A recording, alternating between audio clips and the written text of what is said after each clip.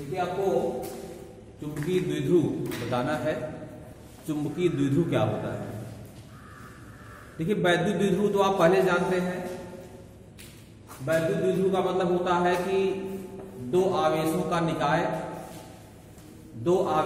निकाय जिसमें दो बराबर और विपरीत प्रकृति के आवेश परस्पर अल्प दूरी पर स्थित होते हैं।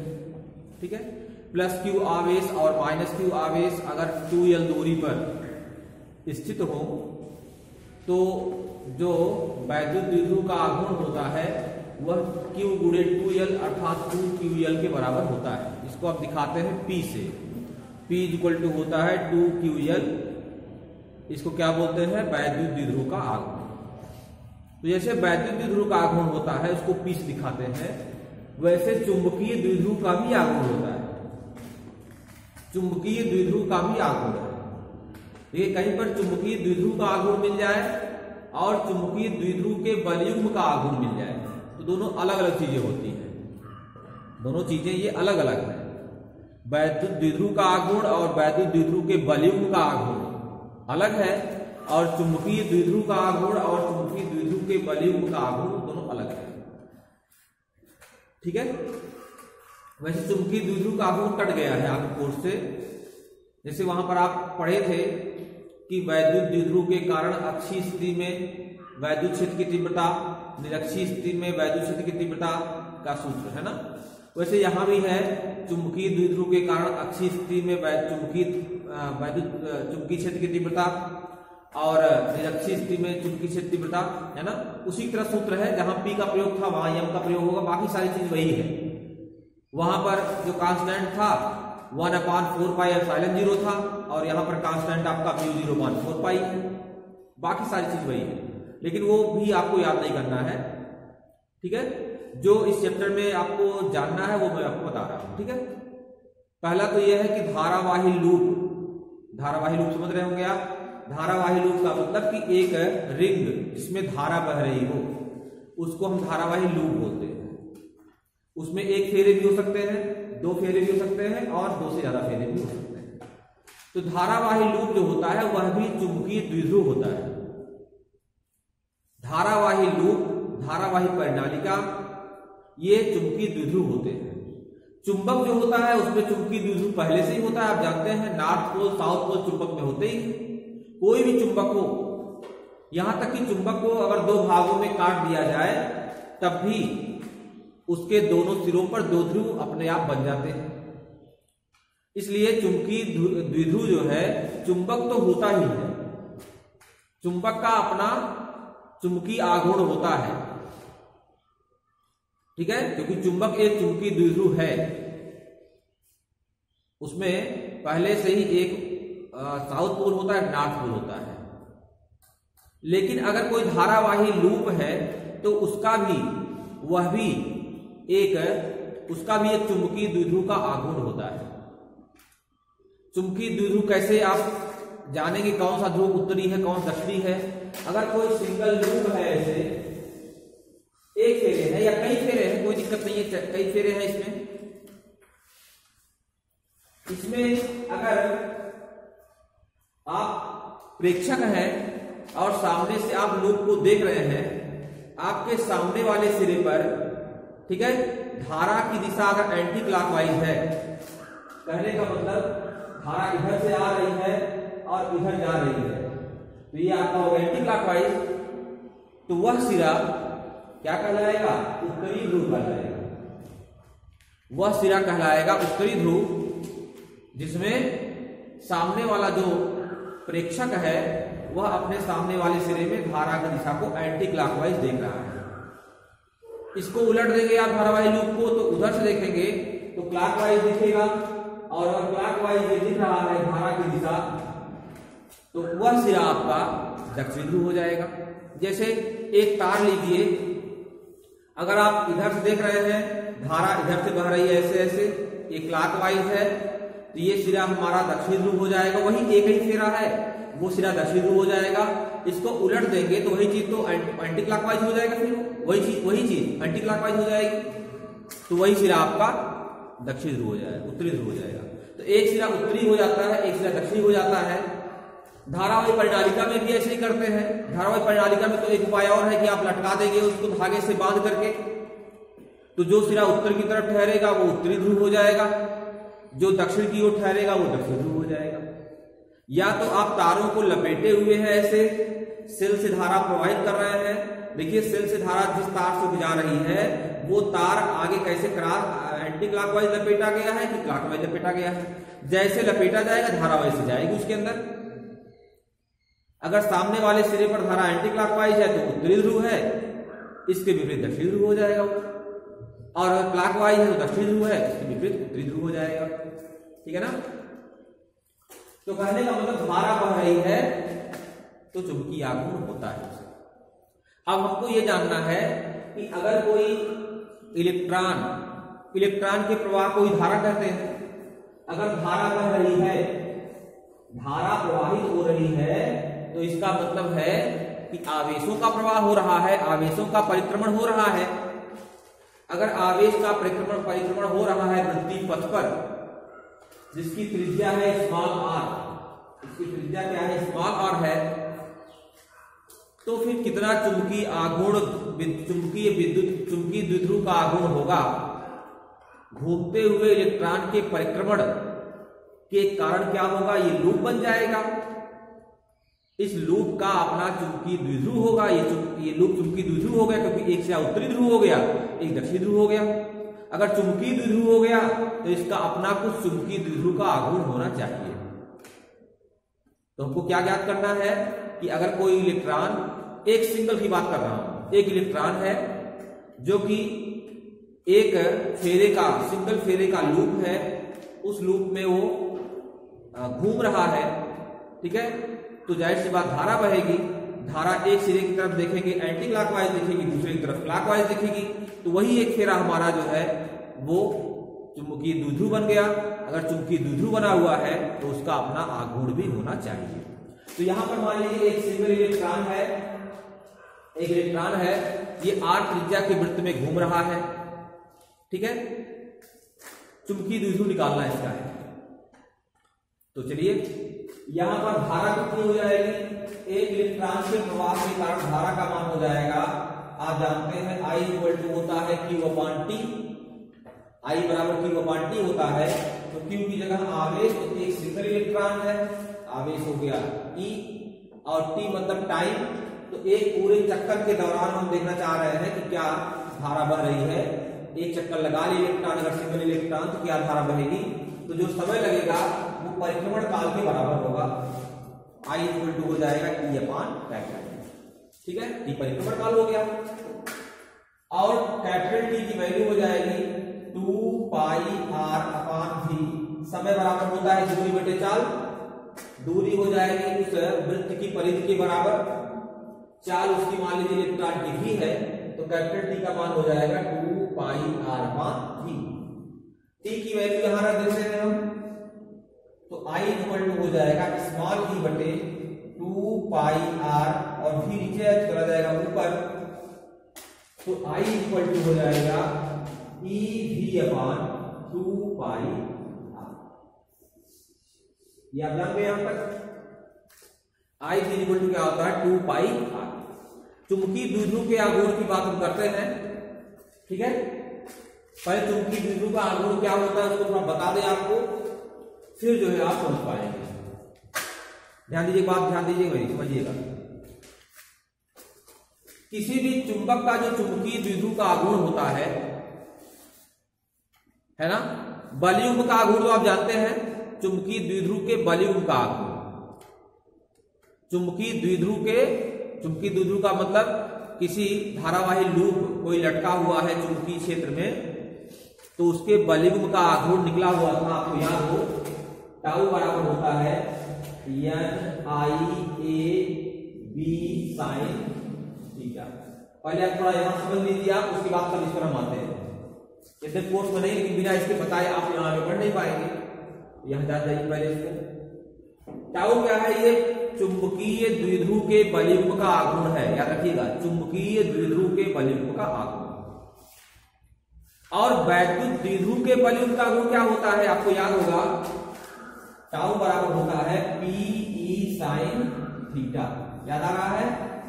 टाउ इक्वल टू होता है पीई साइन थीटा, ये होता है वैद्युत द्विध्रुव के बलयुक्त का आघूर्ण, और tau equal to N I A B sine theta, ये चुंबकीय द्विध्रुव के बलयुक्त का आघूर्ण है। इन दोनों को देखिए, ये दोनों सेम है, सारी चीज सेम है। वो चुंबकीय क्षेत्र के रिस्पेक्ट में है और यह वो वैद्युत क्षेत्र के रिस्पेक्ट में है, और यहां पर हम चुंबकीय क्षेत्र के रिस्पेक्ट की बात कर रहे हैं। साइन थीटा दोनों जगह है, आप देख ही रहे हैं, सेम है। बी जो है वह चुंबकीय क्षेत्र है और यहां पर वैद्युत क्षेत्र है। ठीक है, यहां पर पी क्या है? पी यहां पर है वैद्युत द्विध्रुव का आघूर्ण, इसको हम कहते हैं पी इक्वल टू वैद्युत द्विध्रुव का आघूर्ण। वैसे ही इसमें ये जो चीज बची हुई है आपकी कैपिटल एन आई ए, इसको दिखाते हैं यम से और कहते हैं इसको चुंबकीय द्विध्रुव का आघूर्ण। ये हमारा क्या है? चुंबकीय द्विध्रुव का आघूर्ण। M equal to N I ए, यह चुंबकीय द्विध्रुव का आघूर्ण होता है। इसको आप याद कर लीजिए अच्छे से, एकदम अच्छे से कंटेक्स्ट कर लीजिए। M इक्वल टू होता है एन आई ए, जहां n जो होता है वह उस धारावाही लूप में फेरों की संख्या होती है, I जो है उसमें प्रवाहित धारा का मान होता है, A जो है लूप का क्षेत्रफल है, A लूप का क्षेत्रफल है, I प्रवाहित होने वाली धारा है, और n जो है वह फेरों की संख्या है। तो अगर m की वैल्यू यहां हम रख देंगे, कहां पर? एन आई ए की जगह पर, तो हमको टाउ के स्थान पर मिल जाएगा टाउ बराबर capital M B sine theta. तो जो हम चुंबकीय द्विध्रुव का आघूर्ण ये याद कर रहे थे, tau equal to N I A sine theta, N I A B sine theta, N I A B sine theta याद कर रहे थे, वही चीज यहां पर हम एम बी साइन थीटा भी याद करेंगे, क्योंकि अब एम जान गए हैं। एम चुंबकीय द्विध्रुव का आघूर्ण होता है और एम की वैल्यू होती है एन आई ए के बराबर होती है। एम की वैल्यू जो है वो एन आई ए के बराबर होती है। इस आधार पर चुंबकीय क्षेत्र की परिभाषा भी निकाली जाती है। थीटा इक्वल टू 90 कर देंगे हम, तो क्या होगा? टाउ मैक्सिमम हो जाएगा। Tau maximum equal to M upon M B कर देंगे, और एम की वैल्यू अगर नीचे कर देंगे यहाँ पे, तो बी को हम डिफाइन कर सकते हैं, बी को नीचे कर देंगे तो एम को डिफाइन कर सकते हैं। ठीक है, बहरहाल बहुत आगे उसमें नहीं जाना आपको है, इतना आप जान गए कि tau equal to M B sine theta, यह चुंबकीय द्विध्रुव के बलयुक्त का आघूर्ण होता है, और m जो है वह चुंबकीय द्विध्रुव का आघूर्ण होता है।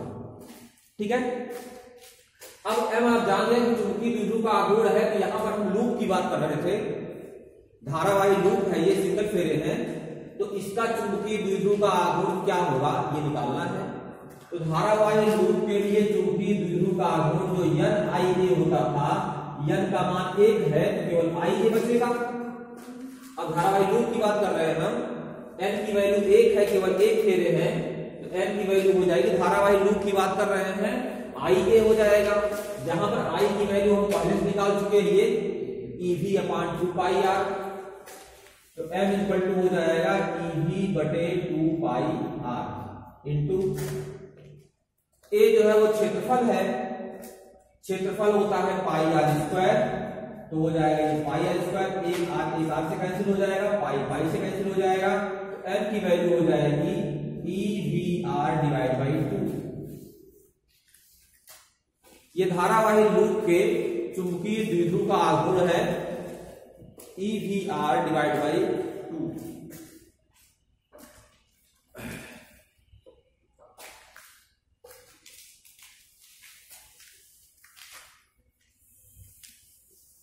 चुंबकीय द्विध्रुव का आघूर्ण धारावाही लूप के लिए, इसमें केवल फेरों की संख्या 1 है, ये m equal to EVR divide by 2 होता है।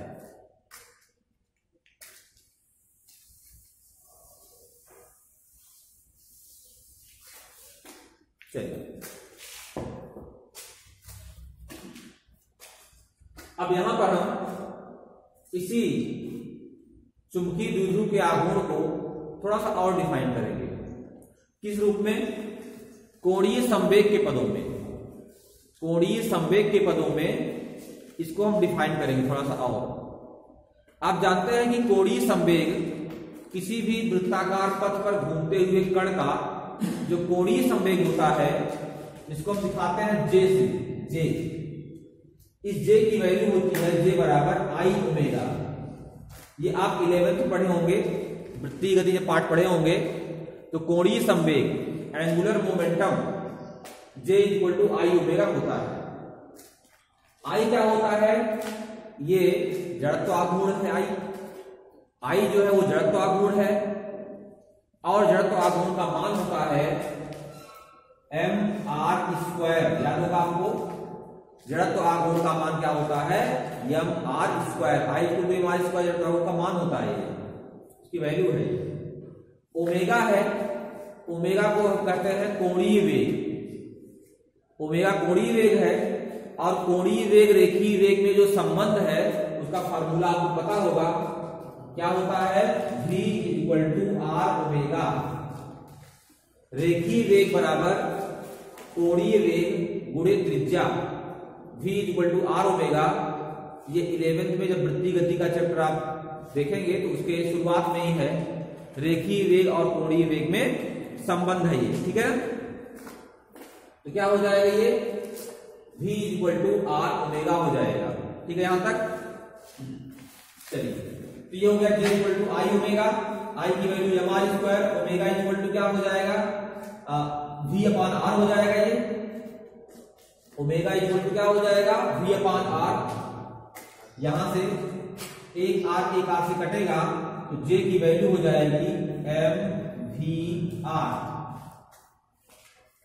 j की वैल्यू हो जाएगी mvr हो जाएगी, ठीक है ना। समझ गए यहां से। अब ये कोणीय संवेग का फार्मूला हो गया क्या? mvr, और जो आपका चुंबकीय आघूर्ण है यम, वो तो पहले से पता आपको है, EVR डिवाइड बाई 2 है। दोनों को डिवाइड कर दीजिए, दोनों को डिवाइड कर देंगे आप, तो मिलेगा आपको m अपान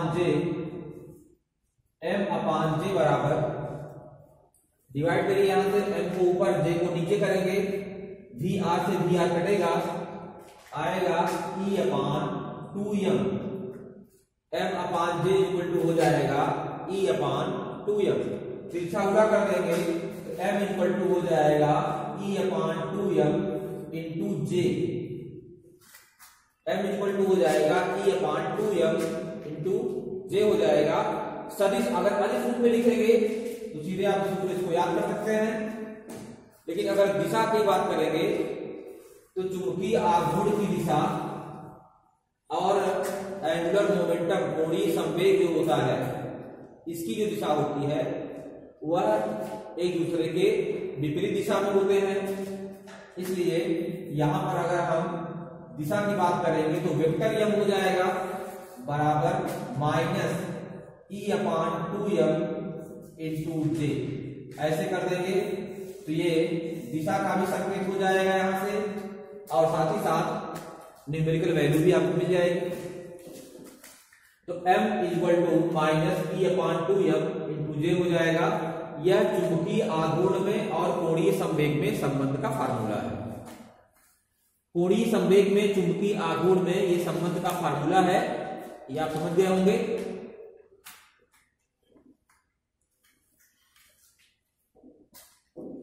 ठीक है,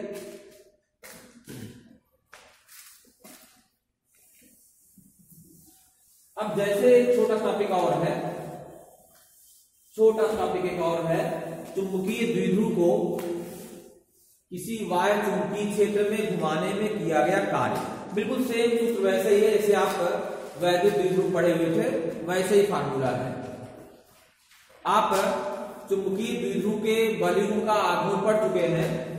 क्या होता है? टाउ बराबर M B sine theta. Tau equal to होता है एम बी साइन थीटा। ठीक है, अब अगर हम कहने का ये आशय हुआ इसके कि अगर चुंबकीय क्षेत्र है और उस चुंबकीय क्षेत्र में हमने इस चुंबकीय द्विध्रुव को लटका दिया है तो इसमें क्या होता है? ये घूम जाएगा, इसमें घूमने की प्रवृत्ति आ जाएगी क्योंकि इतना बलयुक्त का आघूर्ण काम करना प्रारंभ कर देगा। अगर धारावाही कुंडली ऐसी लटकाई गई है तो ऐसे तिरछा हो जाएगी, वो एंटी क्लॉकवाइज या क्लॉकवाइज जैसा भी धारा बह रहा होगा उसमें उसी तरह से घूम जाएगी। कितना कार्य करना पड़ेगा अगर आपको निकालना हो कि बलयुक्त का स्थितिज ऊर्जा, चुंबकीय द्विध्रुव की स्थितिज ऊर्जा कितनी हो जाएगी, चुंबकीय द्विध्रुव की स्थितिज ऊर्जा अगर ये निकालना है, जैसे हमारा ये चुंबकीय द्विध्रुव है, अगर ये घूम रहा है इधर से, बलयुक्त काम कर रहा है इस पर, और इसके अगेंस्ट में उल्टा हमने थीटा को जो घूम रहा था ये घुमा करके इसको मूल अवस्था में लाने का प्रयास किया, तो जो भी आप कार्य करेंगे वह उसी चुंबकीय द्विध्रुव में ऊर्जा के रूप में इकट्ठा हो जाएगा। उसी को हम बोलेंगे चुंबकीय द्विध्रुव की स्थितिज ऊर्जा। ठीक है, तो अगर हम थोड़ा सा कोण घुमा रहे हैं तो किया गया कार्य अगर W है, यही किया गया कार्य ही स्थितिज ऊर्जा के रूप में संचित होगा। W = U है ना। कार्य कैसे निकलेगा, टाउ जो बलयुक्त का आघूर्ण है और घूमा हुआ कोण मान लीजिए स्मॉल कोण है d थीटा, तो ऊर्जा भी बहुत कम रहेगी, इसको हम du पर ले रहे हैं, इधर dw पर दे रहे हैं। ठीक है, आप जानते हैं कार्य बराबर क्या होता है, बलूड़े विस्थापन। लेकिन जब वृत्ताकार पथ में काम होता है, ठीक है, वृत्तीय गति में जब काम होता है तो वहां पर बल की जगह बलाघूर्ण हो जाता है, और साथ ही साथ जो रेखीय विस्थापन होता है उसकी जगह कोणीय विस्थापन हो जाता है। तो यहां पर बलाघूर्ण हो गया और ये कोणीय विस्थापन हो गया। कोणीय विस्थापन हमने बहुत थोड़ा दिया हुआ है तो थोड़ा कार्य हुआ है, दोनों पक्षों कर देंगे इंटीग्रेशन, तो ये टोटल वर्क हो जाएगा, ये संपूर्ण स्थितिज ऊर्जा हो जाएगी U, और यहां पर क्या है इंटीग्रेशन टाउ की वैल्यू हो जाएगी m b sin theta d theta हो जाएगा। यहां से m b आप कॉमन लेंगे sin थीटा का, और यहां लिमिट हो जाएगी θ1 to θ2। कहां से कहां तक इसको हम ले जा रहे हैं, θ1 से θ2 तक ले जा रहे हैं। तो यहां हो जाएगा m b sin थीटा की का हो जाएगा ये integration minus cos theta, θ1 to θ2 आप रखेंगे तो m b ऐसे सेम आपका उसमें भी आया है वैद्युत द्विध्रुव वाले में, θ2 आप रखेंगे तो हो जाएगा माइनस cos θ2, फिर माइनस करेंगे और माइनस यहाँ ऑलरेडी है तो प्लस में cos θ1 हो जाएगा। अरेंज करेंगे इसको तो cos θ1 माइनस cos θ2, इस तरह का व्यंजक आपको मिलेगा। तो एक्चुअल में यही आपके चुंबकीय स्थितिज ऊर्जा का सूत्र है। कहने का मतलब किसी चुंबकीय द्विध्रुव को अगर हमने चुंबकीय क्षेत्र में घुमाया तो घुमाने में जो कार्य किया जाएगा उतनी ही ऊर्जा स्थितिज ऊर्जा के रूप में संचित हो जाएगी उस पदार्थ, उस चुंबकीय वस्तु में, उसी को हम बोलेंगे चुंबकीय स्थितिज ऊर्जा।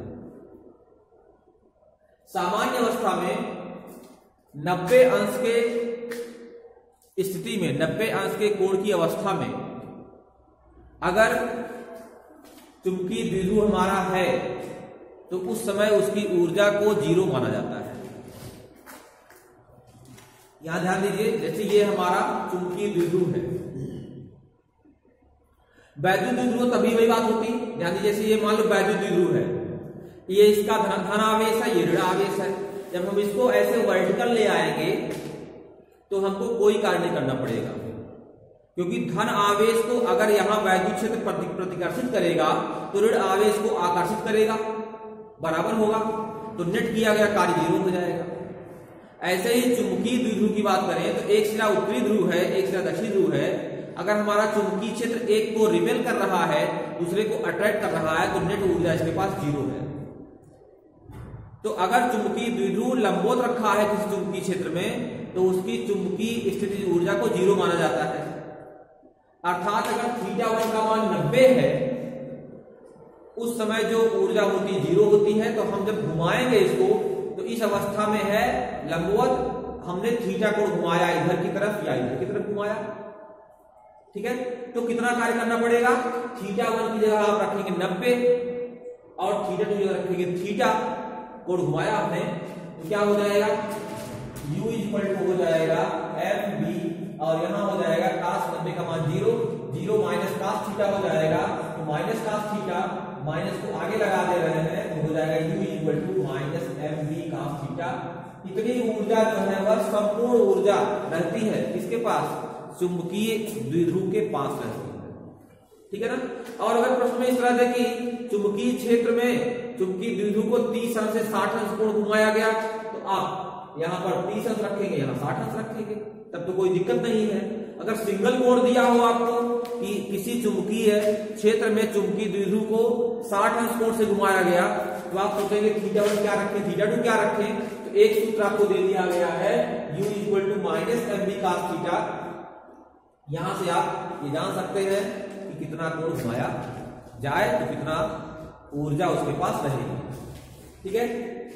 अगर यहां पर थीटा इक्वल टू 0 है, अर्थात चुंबकीय द्विध्रुव जैसा भी है अपनी मूल अवस्था में है, आपने कोई कोण नहीं घुमाया है, तो इसके पास ऊर्जा क्या रहेगी, माइनस mv रहेगी। अगर आपने 90 अंश कोण घुमा दिया इसको मूल अवस्था से, जहां पर ये शांत था वहां मूल अवस्था से आपने 90 अंश कोण घुमा दिया तो ऊर्जा इसमें 0 हो जाएगी। और इसको घुमा करके आपने 180 अंश कोण कर दिया तो cos 180 वैल्यू माइनस 1 होती है प्लस हो जाएगा, उस अवस्था में प्लस mv हो जाएगी। इसका मतलब कि आपने अगर 180 अंश कोण घुमा दिया तो ऊर्जा आपने माइनस mv से घुमा करके प्लस mv कर दिया, इसका मतलब आपने 2mv के बराबर इसको ऊर्जा प्रदान कर दिया। उसकी ऊर्जा में परिवर्तन पूछा जाएगा तो 2mv हो जाएगा, यानी माइनस mv से प्लस mv के बीच में, ठीक है। तो आज आपने क्या पढ़ा, चुंबकीय द्विध्रुव का गुण क्या होता है, m इक्वल टू NIA होता है। चुंबकीय द्विध्रुव के बलयुग का गुण क्या होता है, tau equal to mv sin theta होता है। इलेक्ट्रॉन अगर किसी धारावाही लूप के रूप में परिक्रमण कर रहा है तो उसका चुंबकीय द्विध्रुव का आघूर्ण होता है m इक्वल टू EV/2 होता है। चुंबकीय द्विध्रुव के आघूर्ण में और कोणीय संवेग में क्या संबंध होता है, m equal to minus E/2m into J होता है, ठीक है। वेक्टर में लगाएंगे तो माइनस लगा दीजिएगा, अदरवाइज केवल सीधे m equal to E/2m into J कर दीजिएगा, ठीक है। चुंबकीय क्षेत्र में चुंबकीय द्विध्रुव को घुमाने पर जो स्थितिज ऊर्जा संचित होती है उसका मान व्यापक तौर पे देखा जाए तो ये सूत्र होता है U equal to mv cos θ1 minus cos θ2। और अगर उसकी मूल अवस्था से जिस अवस्था में चुंबकीय द्विध्रुव चुंबकीय क्षेत्र में स्थिर है उस स्थिर अवस्था से थीटा कोण घुमाया जाएगा, तो ये फार्मूला है U equal to minus mv cos theta, ठीक है। और अगर 180 अंश आपने कोण घुमा दिया उस चुंबकीय द्विध्रुव को उस क्षेत्र में स्थिर रखते हुए तो आपने ऊर्जा में 2mv के बराबर परिवर्तन कर दिया। ये चीज आपने पढ़ा, इतना ही इस चैप्टर में है। इसके अलावा जो भी है थोड़ा बहुत है वो छोड़ दिया गया है, ये भी इसमें भी काफी पोर्शन छोड़ा गया है, लेकिन इतना आप जान जाएंगे तो क्वेश्चन आप सब कर ले जाएंगे, ठीक है। जो छोड़ा गया बस यही छोड़ा गया है। जैसे आप जानते थे कि वैद्युत द्विध्रुव का जो आघूर्ण है उसके कारण अक्षीय स्थिति में जो चुंबकीय क्षेत्र की वैद्युत तीव्रता होती है 1/4πε0 इंटू क्या होता है 2p/r3। ऐसे अगर वैद्युत द्विध्रुव की बात करें तो μ0/4π इंटू 2m/r3, ठीक है। बस यही इतना हटाया गया है, बस अक्षीय में निरक्षीय में m/r3 और अक्षीय में 2m/r3 ये होता है। कांस्टेंट में आप μ0/4π का प्रयोग करेंगे, ठीक। ये चैप्टर समाप्त हो गया है आपका। अभी इसके बाद जो अगला चैप्टर होगा वो पृथ्वी का चुंबकीय क्षेत्र, ठीक है ना। पृथ्वी का चुंबकीय क्षेत्र, उसमें भी कुछ पोर्शन कटा हुआ है, वो देख करके जो कटा हुआ है उसको छोड़ दिया जाएगा, बाकी जो बचा है वो कल से पढ़ाया जाएगा, ठीक है।